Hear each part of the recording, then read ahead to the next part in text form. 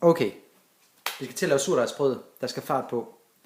Jeg gør det simpelt, gør det hurtigt, og har ikke lavet så meget fæk om dæk. Nu kan I bare lige prøve at se det på alle teknikker. Let's get it on. Først ingredienserne. 700, nej det er sgu løgn. 1 kilo hvedemel. Jeg har blandet 2 sorter, men tag nu bare økologisk hvedemel fra Corn Counter, hvad fanden det er for noget. Gør det så nemt som muligt for jer selv, og så billigt som muligt, bare det er økologisk. 200 gram surdej. 22 gram salt. Ikke det dyre salt, som alle opskriftsbøger siger, I skal bruge. Det koster 3 kroner kilo. Slap nu af, det er salt. Og 700 gram lunkent vand. Så kører vi. Jeg tager følgende. Min surdej.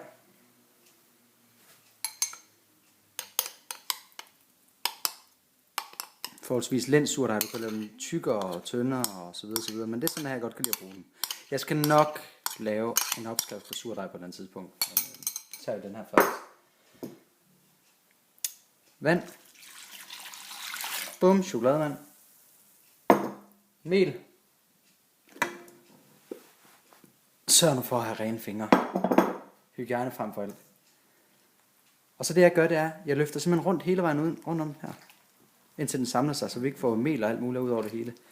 Fordi at det vi kan spare på rengøring bagefter er jo spare til alt det sjove.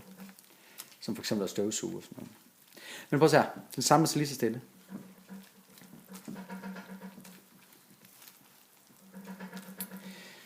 Jeg overvejede, da jeg skulle lave de her indslag her, man skulle lave en Jørgen Clevin, og så bare brumme sig igennem det. Fordi man ikke har de her fantastiske producer og så videre, som jeg kan lave noget. Så det synes jeg faktisk, det var synd for. Så jeg står og bare og vrøvler lidt imens. Prøv at se her. Jeg løfter hele vejen rundt. Og det er meningen, at det skal være en meget lind dej.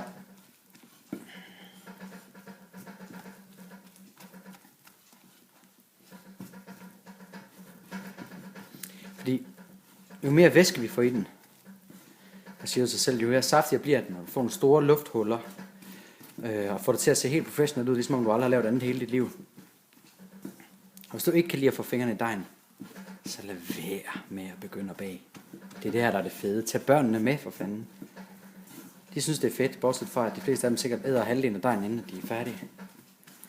Med selve produktet. Prøv at se her, nu samler den sig. Kan de gøre det langsomt. Så skal det hele med ude i kanterne, fordi sagen er den, at prøv at se her. Herude, alt det her. Det bliver tørt, og når det så bliver tørt og kommer tilbage i dejen efter det her lige har stået og trukket lidt, så kommer du til at kunne smage det i konsistensen, eller strukturen i dit færdige brød, og se det også. Det tager altså kun lige 2 sekunder lige for lige at køre kanterne af her. Det som jeg også skulle lægge mærke til, det er, at jeg har ikke kommet salt i nu. Jeg har også beskrevet her på bloggen, at salt ødelægger simpelthen gærets mulighed for at hæve, eller surdejen i det her tilfælde. Det dræber gærcellerne. Det gør olie også. Så vent lige lidt med at komme det i. Lad dem lige komme i gang. Prøv at se her.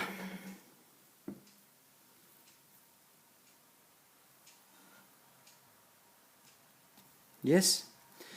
Der er ikke trukket gardiner og endnu, som man hører om i alle her fantastiske fjernsynsprogrammer. Det hedder autolyse. Men det kommer. Slap af. Nu er vi samlet den. Og på mit lille ur her, der står der 4 minutter, inklusiv mundrøvl og så videre. Det er hvad det tog. Og så resten af tiden, det er simpelthen bare hygge. Jeg tager lige kanterne her. Så kommer jeg saltet over her, fordi så husker jeg at komme det i. En god regel. Fordi brød uden salt, det smager sgu ikke så godt. Den på. Og se. Der er på fingrene her, det er ikke dejligt. Jeg bruger en tallerken. Du kan bruge film. Endnu bedre kan du bruge en plastikpose, som du kommer lidt luft i. Og det skal være de der fryseposer, for det det kommer simpelthen lave salater i din madvarer.